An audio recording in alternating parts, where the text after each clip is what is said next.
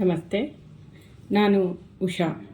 ನಾನಿವತ್ತು ನಿಮಗೆ ಒಂದು ಅದ್ಭುತವಾದಂತಹ ಸನಾತನ ಧರ್ಮದಿಂದಲೂ ಆಗಲಿಂದಲೂ ಋಷಿಗಳು ನಮಗೆ ಸಾಮಾನ್ಯ ಜನರಿಗೆ ಉಪಯೋಗ ಆಗಲಿ ಅಂತ ಹೇಳಿಕೊಟ್ಟಂತಹ ಕಾಳಿ ಮಾತೆ ಹಾಗೂ ದಶಮಹಾಕಾಳಿಯರ ಬಗ್ಗೆ ನೀವು ಕೇಳಿದ್ದೀರಾ. ದಶಮಹಾಕಾಳಿಯರಲ್ಲಿ ಕಾಳಿ ಮಾತೆ ಮತ್ತು ಬಗಳಾಮುಖಿ ತಾಯಿ ಅವರಿಬ್ಬರೂ ಸಹ ಪವರ್ಫುಲ್ ದೇವರು ಅನ್ನೋದು ನಿಮಗೆ ಗೊತ್ತಿದೆ. ಅವರಿಬ್ಬರ ಮಂತ್ರವನ್ನು ಉಪಯೋಗಿಸಿ ನಾವು ನಿತ್ಯ ಜೀವನದಲ್ಲಿ ಈ ಭೂಮಿ ಮೇಲೆ ಏನೇನು ಬೇಕೋ ಅದನ್ನೆಲ್ಲ ಪಡ್ಕೊಳ್ಳೋದಕ್ಕೆ ಹಾಗೂ ಮತ್ತು ಜನ್ಮಾಂತರದ ಪಾಪಕರ್ಮಗಳನ್ನು ಕಳ್ಕೊಳ್ಳೋದಕ್ಕೆ ಋಷಿಗಳು ಭೂಮಿ ಮೇಲಿರೋ ಜನರನ್ನು ನೋಡಿ ಪಾಪ ಕಷ್ಟದಲ್ಲಿದ್ದಾರೆ, ಅವ್ರಿಗೆ ಸಹಾಯ ಮಾಡಬೇಕು ಅಂತ ತೀರ್ಮಾನ ಮಾಡಿಕೊಂಡು ಸಾವಿರಾರು ಋಷಿಗಳು, ನಿಮಗೆ ಮೊದಲಿಗೆ ಕಥೆಯನ್ನು ಹೇಳ್ತೀನಿ. ಸಾವಿರಾರು ಋಷಿಗಳು ಎರಡು ತಂಡಗಳಾಗಿ ಒಂದು ಜಾಗದಲ್ಲಿ ಕುಳಿತು ಮಂತ್ರಗಳನ್ನು ಪಠಿಸಿದ್ರು. ಕಾಳಿ ಮಾತೆಯ ಮಂತ್ರಗಳು 3,80,000 ಮಂತ್ರಗಳು, ಬಗಳಾಮುಖಿ ತಾಯಿಯ ಮಂತ್ರಗಳು 1,34,000 ಮಂತ್ರಗಳನ್ನು ಎರಡು ಗುಂಪುಗಳಾಗಿ ಕುಳಿತು ಋಷಿಗಳು ಒಂದೇ ಸಮನೆ ಪಠಿಸೋದಕ್ಕೆ ಶುರು ಮಾಡಿದರು. ಆಗ ಉಂಟಾದಂತಹ ಆ ತರಂಗಗಳಿಂದ ಮತ್ತು ಋಷಿಗಳ ಆ ಮಂತ್ರದ ಉಚ್ಚಾರಣೆಯ ಫಲವಾಗಿ ಹೊರಟಂತಹ ಬೆಳಕು, ಆ ಚೈತನ್ಯ ಎರಡು ಚಿಹ್ನೆಗಳನ್ನು ರೂಪಿಸ್ಕೊಡ್ತು. ಹುನ್ಕಾರ್ ಅಂದರೆ ಕಾಳಿ ಮಾತೆಯ ಎನರ್ಜಿಯ, ಮಂತ್ರಗಳ ಎನರ್ಜಿಯ ಬೆಳಕು ಒಂದು ಹುನ್ಕಾರ್ ಸಿಂಬಲ್ ಆಗಿ ಏರ್ಪಟ್ಟರೆ, ಬಗಳಾಮುಖಿ ತಾಯಿಯ ಎನರ್ಜಿಯ ಸಿಂಬಲ್ ಹಲೀಮ್ ಅದು ಒಂದು ಯಂತ್ರವಾಗಿ ಸಿಂಬಲ್ ಆಗಿ ಏರ್ಪಡ್ತು. ಇದರ ಉಪಯೋಗಗಳು ಸಾಕಷ್ಟು ಇದೆ, ನಮಗೆ ಅದನ್ನು ತಿಳ್ಕೊತಾ ಹೋಗೋಣ. ಬಗಳಾಮುಖಿ ಮತ್ತು ಕಾಳಿ ಮಾತೆಯ ಎನರ್ಜಿಯನ್ನು ಋಷಿಗಳು ಈ ರೀತಿಯಲ್ಲಿ ನಮಗೆ ತಂದುಕೊಟ್ರು. ಇದು ನಮ್ಮ ಕಾರ್ಡ್ ಕಟ್ಟಿಂಗನ್ನು, ಅಂದರೆ ನೀವು ಗಮನಿಸಿರಬಹುದು ಪಾಶ್ಚಿಮಾತ್ಯ ದೇಶಗಳಲ್ಲಿ ನಾವೆಲ್ಲ ಗಮನಿಸಿರ್ತೀವಿ, ಈ ದೃಷ್ಟಿಯನ್ನು ತೆಗೆಯುವಂಥದ್ದು ಕ್ರಿಸ್ಟಲ್ಸನ್ನು ಉಪಯೋಗಿಸಿ, ಕತ್ತರಿಯನ್ನು ಉಪಯೋಗಿಸಿ ಕಾರ್ಡ್ ಕಟ್ಟಿಂಗ್ ಅಂತ ಹೇಳಿಬಿಟ್ಟು ಮಾಡ್ತಾ ಇರ್ತಾರೆ. ಇದು ನಮ್ಮ ಸನಾತನ ಧರ್ಮದಲ್ಲೇ ಇದೆ, ನಾವು ಇದನ್ನು ಗಮನಿಸಬೇಕು. ಇದರಿಂದ ನಮಗೆ ಸಾಕಷ್ಟು ಉಪಯೋಗ ಇದೆ. ಜಗನ್ಮಾತೆಯರನ್ನು ನಾವು ಆರಾಧಿಸೋದ್ರಿಂದ ಅಷ್ಟು ತರಂಗಗಳು ಉತ್ಪತ್ತಿಯಾಗಿ ಉಂಟಾದಂತಹ ಆ ಯಂತ್ರವನ್ನು ಉಪಯೋಗಿಸೋದ್ರಿಂದ, ಮತ್ತು ಕಾಳಿ ಮಾತೆ ಜಗನ್ಮಾತೆ ಎಲ್ಲ ರಾಕ್ಷಸರನ್ನು ಮರ್ದಿಸಿದ ಮೇಲೆ ಆಕೆ ಆ ಕೋಪ ಇದರಲ್ಲಿ ಇದ್ದಾಗಲೇ ಅವಳ ಬಾಯಿನಿಂದ ಬರ್ತಿದ್ದಂತಹ ಆ ಸೌಂಡ್ ಏನು ಅಂತಂದರೆ ಅನ್ನುವಂಥದ್ದು ಬರ್ತಿತ್ತು.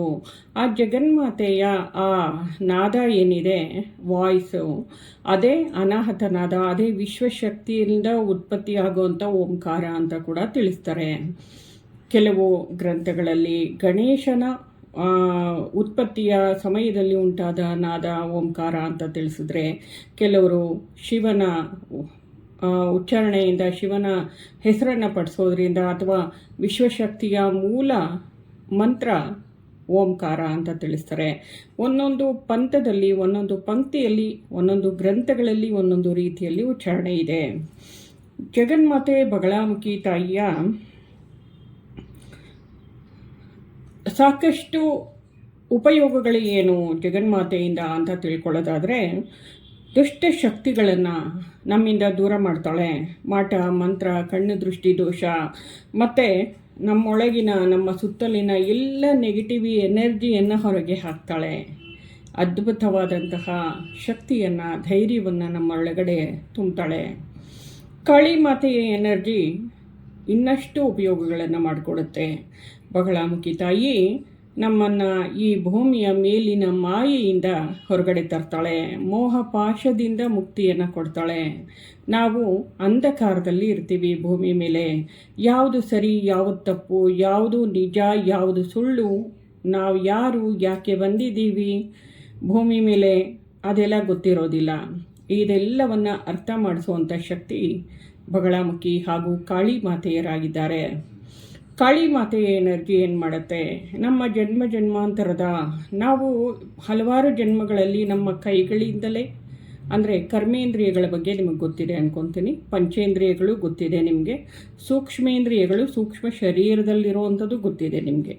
ಜನ್ಮ ಜನ್ಮಾಂತರದಲ್ಲಿ ದೇಹವನ್ನು ಹೊತ್ತು ಬಂದ ಆತ್ಮ ಕೈಗಳಿಂದ ಮಾಡಿದಂತಹ ಅಥವಾ ಪಂಚ ಕರ್ಮೇಂದ್ರಿಯಗಳಿಂದ ಮಾಡಿದಂತಹ ಪಾಪಗಳನ್ನು ಮತ್ತು ಪಂಚೇಂದ್ರಿಯಗಳಿಂದ ಮಾಡಿದಂತಹ ಪಾಪಕರ್ಮಗಳನ್ನು ತೊಳೆದು ಶುದ್ಧೀಕರಿಸಿ ನಮ್ಮನ್ನು ಮೋಕ್ಷದ ಕಡೆಗೆ ಕರ್ಕೊಂಡು ಹೋಗ್ತಾಳೆ ಕಾಳಿ. ಅವಳ ಪಾದದಲ್ಲಿ ಲೀನ ಆಗುವಂಥ ಶಕ್ತಿಯನ್ನು ಕೊಡ್ತಾಳೆ. ಮತ್ತು ಈ ಎನರ್ಜಿಗಳ ಜೊತೆಗೆ ಇನ್ನು 4 ಎನರ್ಜಿಗಳು ಎನರ್ಜಿಗಳು ಉತ್ಪತ್ತಿಯಾದವು ಯಂತ್ರಗಳು. ಅಂದರೆ ಸಾಧ್ಯ, ಯೋಲ್, ಬುದ್ಧಿಕಾರಿ, ಅಗ್ನಿವೇಶ್ ಎಂಬ ಹೆಸರಿಂದವು. ಇದು ಏನು ಮಾಡ್ತು ನಮ್ಮಲ್ಲಿ ಈ ಭೂಮಿಯ ಮೇಲೆ ಬದುಕೋದಕ್ಕೆ ಬೇಕಾಗಿರುವಂತಹ ಅನುಕೂಲಗಳು ಎಲ್ಲ ಬೇಕು. ಭೂಮಿ ಮೇಲೆ ಹುಟ್ಟಿದ ಮೇಲೆ ನಮಗೆಲ್ಲ ಥರದ ಅನುಕೂಲ ಬೇಕು. ಶತ್ರುಗಳಿಂದ ಮುಕ್ತಿ ಬೇಕು.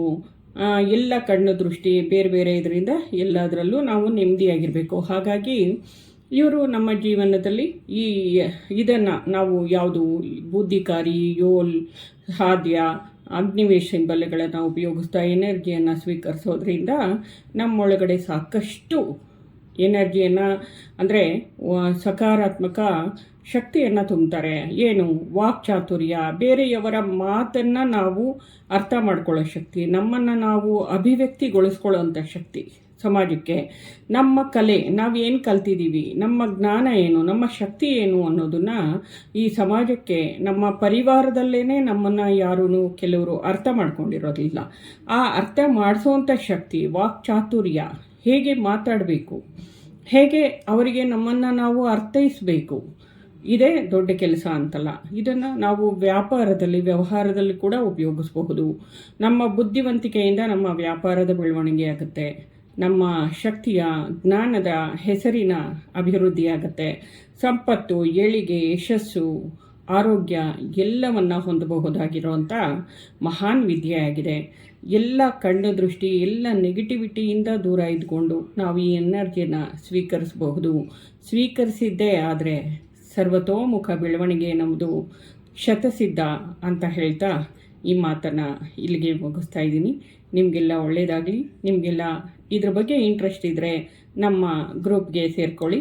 ಆದಷ್ಟು ನಿಮ್ಮ ಜೀವನವನ್ನು ಕ್ಲೆನ್ಸ್ ಮಾಡಿಕೊಂಡು ನೆಮ್ಮದಿಯಾಗಿ ನಾವು ಗತಿಸಿದ ಮೇಲೂ ಉನ್ನತ ಲೋಕವನ್ನು ಸೇರಬೇಕು, ಒಳ್ಳೆಯ ಸದ್ಗತಿಯನ್ನು ಹೊಂದಬೇಕು. ಆ ಮಾರ್ಗದಲ್ಲಿ ನಾವೆಲ್ಲರೂ ಜೊತೆಯಲ್ಲಿ ಸಾಗೋಣ. ಧನ್ಯವಾದ.